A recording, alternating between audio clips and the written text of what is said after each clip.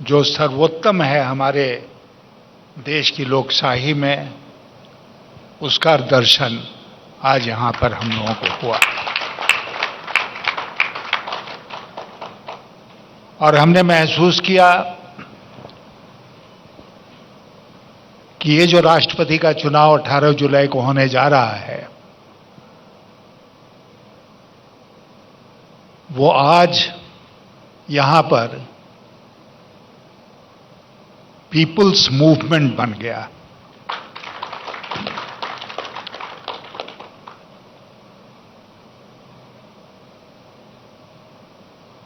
ये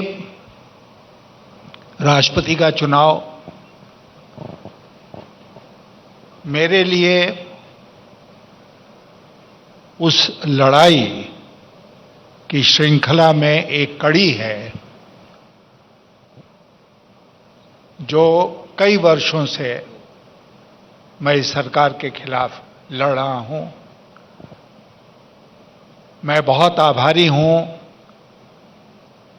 सम्मानित मुख्यमंत्री जी का कि हमारे नामांकन के दिन 27 जून को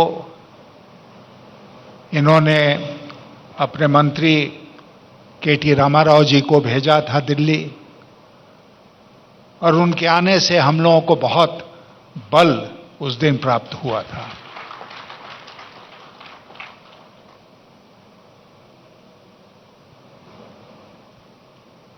राष्ट्रपति का ये चुनाव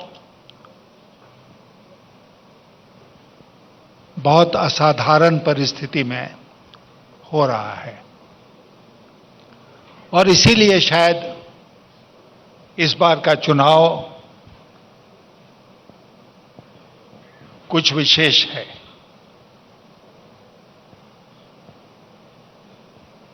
अभी आदरणीय मुख्यमंत्री जी ने बताया कि यह देश किस हालत से गुजर रहा है। आज मैं जब यहां आ रहा था, आज के अखबार में एक बहुत ही विशिष्ट हमारे देश के विद्वान हैं, नोबेल प्राइज विनर हैं अमर्त्य सेन जी, उनका एक वक्तव्य छपा है जिसमें उन्होंने कहा है कि द नेशन इज कोलैप्सिंग। ये मुल्क जो है वो बर्बाद हो रहा है, कोलैप्स कर रहा है। और हम देखते हैं कि हर दृष्टिकोण से वो कोलैप्स हमारे सामने है। एक मिनट के लिए हम राष्ट्रपति के चुनाव को किनारे रख दें तो मैं आपसे पूछना चाहता हूं कि क्या एक नागरिक की हैसियत से हम इस बात को बर्दाश्त करेंगे कि हमारा देश बर्बाद हो जाए? प्रधानमंत्री जी से मेरी कोई व्यक्तिगत लड़ाई नहीं है, विदेश की भावना नहीं है। हालांकि इस बात का, मुख्यमंत्री जी, इस बात का मुझे जरूर सख्त अफसोस है कि नामांकन दाखिल करने के बाद मैंने उनको फोन मिलाया, मुझे बताया गया उस समय वो फोन पर उपलब्ध नहीं थे। मैंने संदेश छोड़ा कि उनसे मेरी ओर से निवेदन कीजिएगा कि जब वो लौट कर आए तो मुझसे बात कर लें। आज तक मैं इंतजार कर रहा हूं, प्रधानमंत्री जी का लौटकर फोन नहीं आया। संस्कार है नहीं, बट ये देश के प्रधानमंत्री को क्या शोभा देता है? मैं आपसे कहना चाहता हूं कि एक साधारण नागरिक भी फोन करे तो ऊंचे से ऊंचे पद पर बैठे व्यक्ति को उस फोन का उत्तर देना चाहिए। लेकिन हमारे प्रधानमंत्री जी ने यह शिष्टाचार सीखा ही नहीं। बहुत अफसोस की बात है। तो आपको मैं बता रहा था कि बहुत असाधारण परिस्थिति में ये चुनाव हो रहा है। कुछ लोगों का कहना है कि सरकारी पक्ष से एक महिला को खड़ा किया गया है जो अनुसूचित जनजाति से आती हैं। अक्सर ये प्रश्न मुझसे पूछा जाता है और मैं इसका उत्तर ये कह के देता हूं कि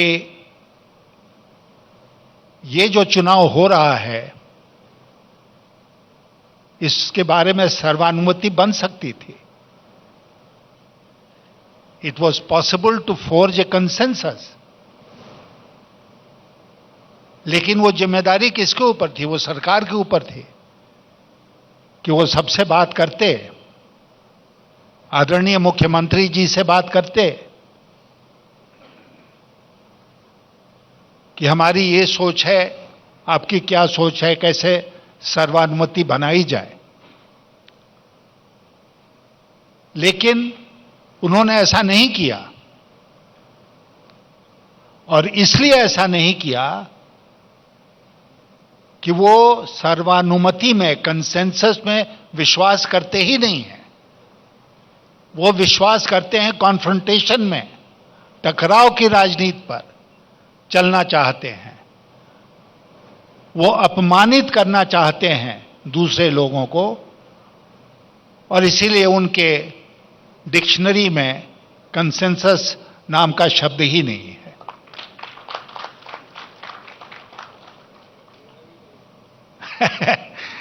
तो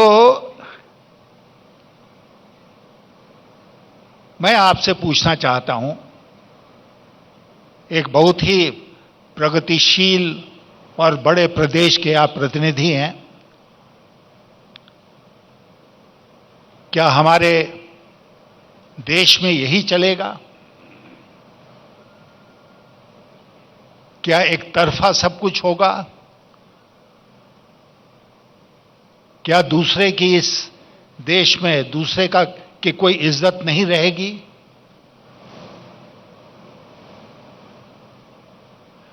और इसीलिए हम जोर देकर इस बात को कह रहे हैं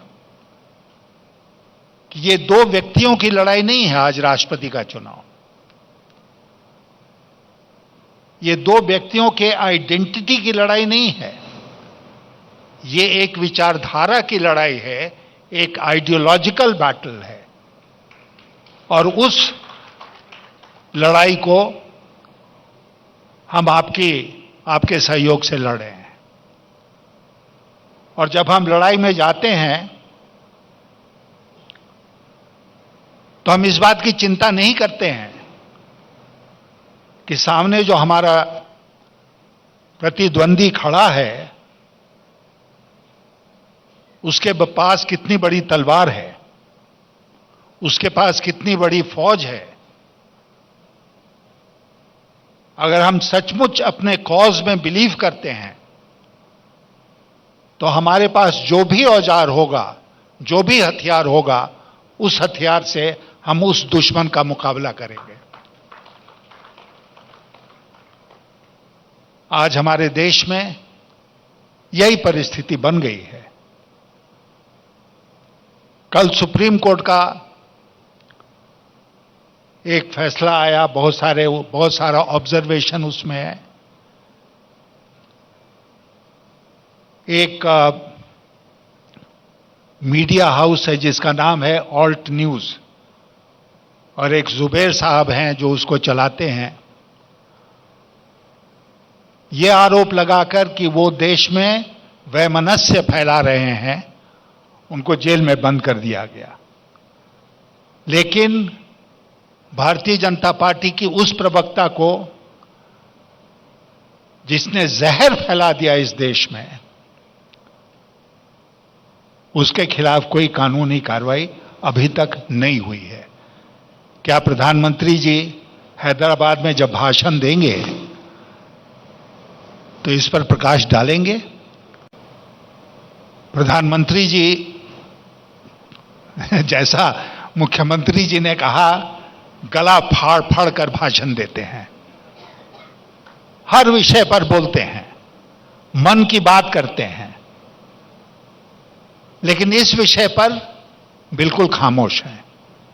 एक शब्द उन्होंने नहीं बोला।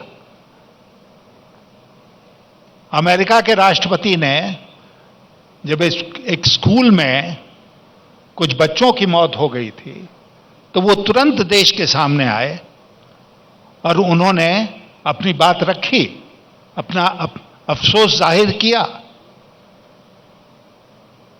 हमारे प्रधानमंत्री जी 8 वर्षों में उनको हिम्मत नहीं हुई कि वो एक प्रेस कॉन्फ्रेंस करें।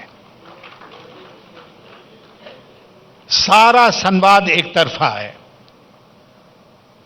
क्या यही लोकशाही है? क्या यही प्रजातंत्र है कि एक आदमी बोलेगा और 140 करोड़ लोग सुनेंगे? ये हमारे देश में आज हो रहा है और इसके खिलाफ हमें लड़ना है। आज ये चुनाव, जैसा मैंने आपसे कहा यहां आने के बाद, कि ये एक पीपुल्स मूवमेंट बन गया है।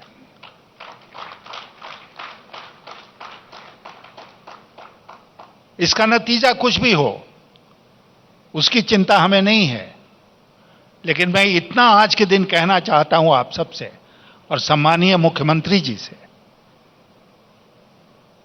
कि ये लड़ाई जो है वो इस चुनाव के बाद भी चलेगी। हम लड़ते रहेंगे और मैं ये साफ शब्दों में आज कहना चाहता हूं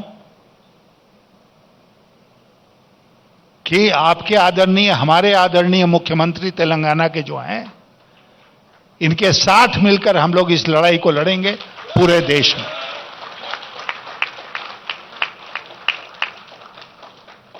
मैं इनसे फिर मिलूंगा क्योंकि अभी हवाई अड्डे से यहां तक आते आते हम लोगों ने कुछ बातें की हैं, कुछ और बातें आगे बढ़ानी हैं, तो हम इनसे फिर मिलेंगे, फिर बात करेंगे कि इस लड़ाई को आगे कैसे बढ़ाया जाए। इस देश को जरूरत है केसीआर जैसे नेताओं को।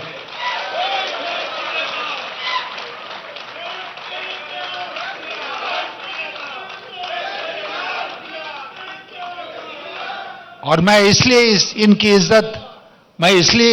इज्जत नहीं करता हूं केवल कि इन्होंने इस प्रदेश में चुनाव में भारी बहुमत हासिल किया। मैं इसलिए इनकी इज्जत करता हूं कि ताकत मिलने के बाद इन्होंने इस प्रदेश को आगे बढ़ाने में, इसको अग्रणी प्रदेश बनाने में बहुत कम समय में बहुत कुछ करके दिखाया है।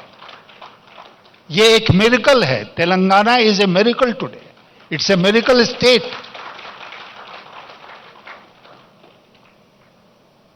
और ये वही आदमी कर सकता है जिसके मन में जनता के प्रति समर्पण का भाव हो, जिसके मन में एक विजन हो और वो मौका मिलने पर उस विजन को धरती पर उतारने का काम करे। आपके मुख्यमंत्री केसीआर जी उसी प्रकार के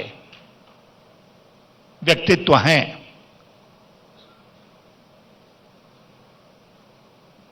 इसलिए ये जो लड़ाई हम लड़ रहे हैं, लोकशाही की लड़ाई है। ये लड़ाई, जैसा अमर्त्य सेन ने कहा, कि देश को बर्बाद होने से बचाने की लड़ाई है। ये लड़ाई आपके और आपके बच्चों के भविष्य की लड़ाई है। ये लड़ाई भारत के भविष्य की लड़ाई है।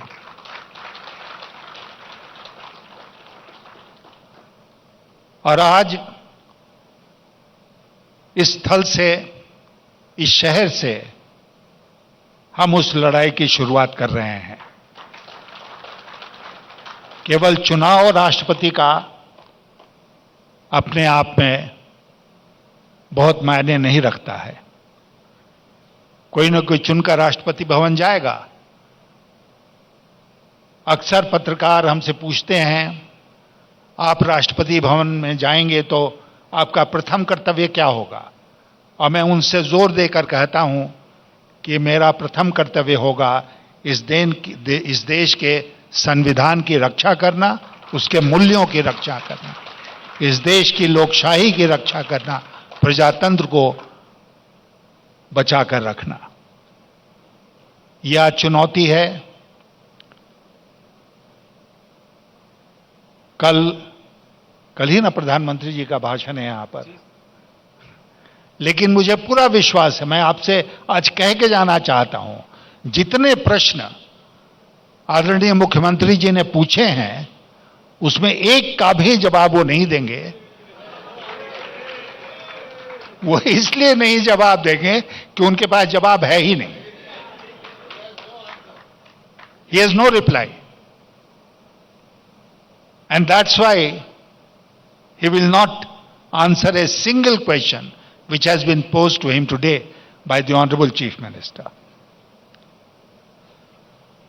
देश का दुर्भाग्य है, देश का दुर्भाग्य है कि यहां पर संवाद ही खत्म हो गया। There is no dialogue, there is no conversation taking place. और जब डायलॉग नहीं होगा तो कंसेंसस कहां से बनेगी? मुझे याद है, मैं उस लोकसभा का सदस्य था, केसीआर साहब भी उसके सदस्य थे, और मेरे मन में इनके प्रति जो इज्जत है वो उस दिन से है जब अकेले लोकसभा में तेलंगाना अलग राज्य बनाने के लिए इनकी आवाज उठती थी।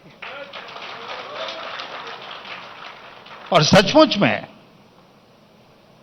उस समय बहुत कम लोगों को ये भरोसा था कि जैसा मुख्यमंत्री जी ने स्वयं कहा कि एक दुबला पतला आदमी खड़ा हो जाए तो उसका सपना साकार हो जाएगा। लेकिन इन्होंने अपना सपना, उस सपने को साकार किया और तेलंगाना राज्य अलग पृथक राज्य बना। और बात वहीं तक नहीं रुकी, आज देश के अग्रणी राज्यों में तेलंगाना की गिनती होती है। तो सत्ता जो है, स्टेट पावर आप चाहते हैं इसके लिए कि उससे आप लोगों की भलाई कर सकें। स्टेट पावर आप इसलिए नहीं चाहते हैं कि आपके पास जितनी ताकत है, आपके पास जितनी एजेंसियां हैं, उसका आप अपने राजनीतिक प्रतिद्वंदियों के खिलाफ इस्तेमाल करके दुरुपयोग करें उनका, जैसा आज हम देख रहे हैं। आज ही अखबार में हम लोगों ने पढ़ा, 2004 का कोई एफिडेविट था शरद पवार साहब का, उनको नोटिस मिल गई इनकम टैक्स की। इतना दुरुपयोग, मैं आपसे कहना चाहता हूं, मैं 5 वर्षों तक अटल जी की सरकार में इस देश का वित्त मंत्री था। एनफोर्समेंट डायरेक्टरेट ईडी उस समय वित्त मंत्रालय में हुआ करती थी। मेरे दिमाग में दूर दूर तक ये बात नहीं आई कि हमारे जो विरोधी हैं राजनीति में, उनके खिलाफ इसका दुरुपयोग किया जाए। और जब मैंने पूछा किसी से कि भाई कैसे कोई सरकार का मंत्री एजेंसी के प्रमुख को बुला के कहेगा कि उस आदमी के पीछे लग जाओ, उसको पकड़ो, उसको अपमानित करो। कैसे कहता है? मुझे तो ये कहते हुए बहुत शर्म महसूस होती कि मैं बुलाकर उनको कहता, प्रमाण हो या ना हो, उस व्यक्ति को परेशान करना है, वो मेरे मुआफिक नहीं है, इसलिए तुम उसके पीछे पड़ जाओ। लेकिन आज ये प्रत्यक्ष देखने को मिल रहा है। इतना दुरुपयोग सरकारी एजेंसियों का इसके पहले कभी नहीं हुआ है, और वो भी राजनीति के लिए। तो इसलिए